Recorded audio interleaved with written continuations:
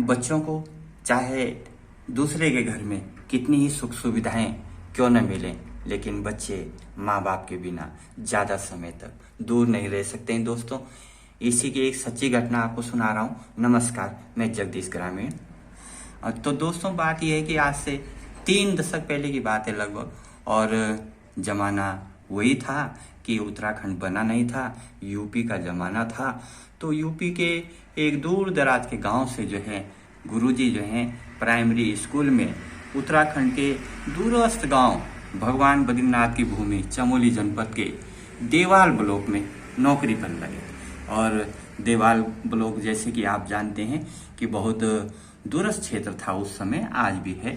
और देवाल ब्लॉक में एक जगह ऐसी है, घेस गांव है, जहां पहले कहते थे कि घेस से आगे कोई देश नहीं है, यानी सबसे दूरस्थ क्षेत्र था। हालांकि आज घेस जो है वहां तक पक्की सड़क है, बहुत अच्छा है, और खेती के लिए, सेब के लिए और दूसरी जो है कई चीज़ों के लिए घेस जो है बहुत फेमस है। और वहाँ से बहुत सारे जो हैं उत्तराखंड में जो है अधिकारी हैं, डॉक्टर जो हैं, पीएचडी वाले, शोध वाले विद्यार्थी बहुत, मतलब मैं तो ये कहता हूँ कि आज जो है घेस जो है सबसे आगे का क्षेत्र है देवाल ब्लॉक का, चमोली जनपद का।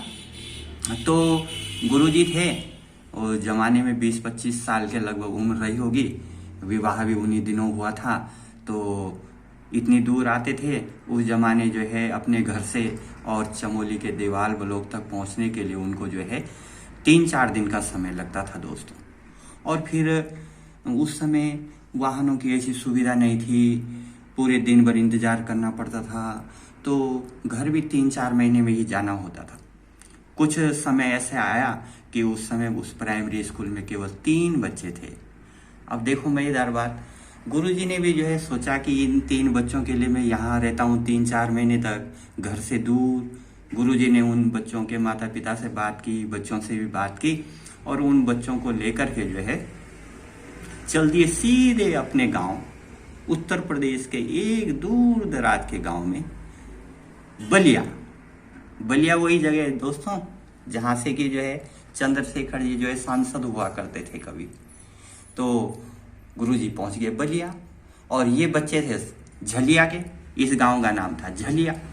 तो गुरुजी जो है बच्चों को वहाँ घर में जो है, गुरुजी की पत्नी भी बच्चों की बड़ी सेवा करती है, खाना पीना, नहलाना धुलाना, बच्चों के कपड़े धोना, सब काम करना। और गुरुजी जो है वहीं जो है सुबह शाम दिन जिस समय भी समय मिलता बच्चों को भी पढ़ाते रहते, अपने घर का काम भी करते रहते थे। बच्चे भी मस्त थे, बाजार देख रहे थे, सुख सुविधाएं देख रहे थे। गांव से हट करके जो है दूसरी नई जगह थे। बच्चे भी शुरू में बड़े प्रसन्न थे, गुरुजी की समस्या का भी हल निकल गया था और बच्चों की पढ़ाई भी जारी थी। परंतु दोस्तों ऐसा ज़्यादा लंबे समय तक नहीं चल पाया। बाद में जो है बच्चों को भी जो है घर की याद आने लगी, लेकिन बच्चे तो कुछ कर नहीं सकते थे। और इधर बच्चों के माँ बाप, आखिर कब तक जो है, उस समय तो बच्चों के माँ बाप ने भी बोल दिया बच्चों को ले जाओ गुरुजी। बच्चों की, गुरुजी की भी समस्या सोची और सोचा चलो कोई बात नहीं, कुछ समय ले जा लेंगे। लेकिन उस जमाने तो अखबार भी जो छपता था मेरठ से छपता था, अमर उजाला, दैनिक जागरण आदि अखबार भी वहीं से छपते थे। उत्तराखंड से तो उस समय कोई अखबार भी नहीं छपता था। तो बड़ी समस्याएं थी उस जमाने। लेकिन किसी तरह जब ये ज़्यादा जो है हो गया, तो सुना है कि अखबार में जो है छपा उस समय, और उसका जो शीर्षक दिया, बड़ा मजेदार शीर्षक तो होना ही था। शीर्षक दिया गया, झलिया के बच्चे पहुंचे बलिया।